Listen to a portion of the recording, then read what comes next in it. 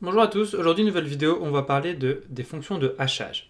Donc c'est beaucoup utilisé de nos jours, notamment dans la gestion des mots de passe, ce qui va permettre donc d'avoir une certaine signature. Donc en fait, à chaque fois que vous allez par exemple entrer un message dans une fonction de hachage, ça va nous donner une chaîne de caractères ou un nombre ou quelque chose dans le genre qui va être indéchiffrable. C'est-à-dire qu'on ne va pas pouvoir aller dans l'autre sens. Donc on va pouvoir faire un chiffrement donc, du message vers un message chiffré, mais l'opération inverse est impossible.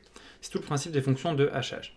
Donc ça va permettre quoi? Ça va permettre de, par exemple, dès que vous allez rentrer un mot de passe dans une base de données, à chaque fois que vous allez vous inscrire sur un site, ce qu'il va faire, c'est que le mot de passe ne va pas être rentré en clair dans la base de données. Sinon, ce serait trop simple. Si quelqu'un arrive à récupérer la base de données de votre site, il aura accès à tous les mots de passe en clair, et donc ce sera beaucoup trop facile pour le hacker de réussir à récupérer tous les comptes. Tandis que si on entre non pas le mot de passe en clair, mais le mot de passe qui est haché, là, l'attaquant ne pourra pas récupérer le mot de passe en clair directement, et aura juste le hachage du mot de passe. Après, c'est toujours possible de réussir à récupérer un mot de passe à partir d'un hash, notamment avec la méthode de brute force qu'on verra dans une prochaine vidéo, mais c'est beaucoup plus compliqué que d'avoir le mot de passe en clair directement. Donc il existe beaucoup de fonctions de hachage maintenant, et on peut même en inventer par nous-mêmes, donc c'est d'ailleurs ce que je vais vous montrer tout de suite. Donc on peut prendre comme fonction de hachage très simple, la fonction qui va à un nombre de mots, un nombre de caractères, va lui associer son nombre de caractères. En fait, dès qu'on va avoir un message, donc par exemple ici le message bonjour, et ben si ma fonction de hachage c'est juste le nombre de caractères, et ben ça va nous donner 7. On est bien d'accord qu'à partir de 7, on ne peut pas retrouver bonjour, car on a juste comme information le nombre de caractères de bonjour, mais on ne sait pas que c'est bonjour, ça pourrait être n'importe quel autre mot de taille 7. De la même manière pour au revoir qui va avoir une taille de 8 et salut qui aura une taille de 5. Le principe donc du hachage, ça va être donc qu'on n'aura pas accès au mot de départ à partir du mot d'arrivée. Et c'est donc tout ça l'intérêt donc, des fonctions de hachage. Donc si on prend par exemple maintenant des fonctions de hachage beaucoup plus complexes, donc par exemple le MD5, qui est assez vieux et qui est maintenant beaucoup moins utilisé car beaucoup moins sûr. On arrive de plus en plus à réussir à connaître des mots en MD5. Et donc du coup, si par exemple je veux coder la chaîne de caractères des codes, ça va nous donner une chaîne de caractères donc, de ce type-là. Par exemple, si je change juste un caractère, si par exemple je rajoute juste un E, on voit bien que le résultat est complètement différent. Donc de la même manière, donc, dès qu'on a une fonction de hachage et qu'on essaie de le déchiffrer, le seul moyen de réussir à le déchiffrer, c'est par brute force. C'est pour ça que c'est assez long.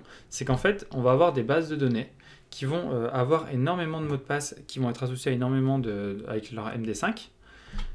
Et donc, à partir de là, en fait, ce qu'on va faire, c'est qu'on va juste hacher tous les mots de passe et on va voir si le MD5 va correspondre.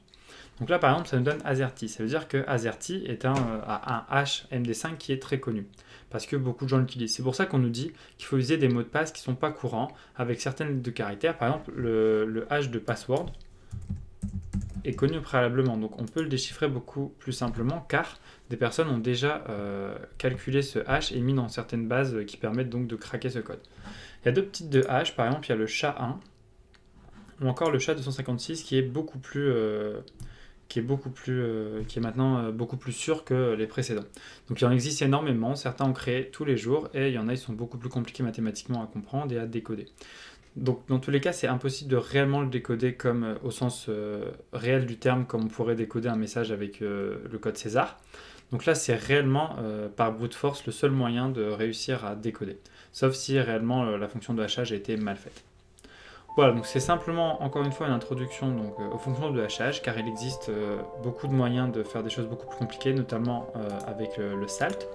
Donc c'est une manière d'encore plus sécuriser vos mots de passe de manière hachée. Et donc là, c'était juste une introduction, donc si vous voulez en savoir plus, je vous laisse aller voir sur internet, il y a beaucoup de ressources concernant les fonctions de hachage. Donc on se retrouve à demain pour parler d'autres choses dans l'univers de la cryptographie et de la cryptanalyse. À demain!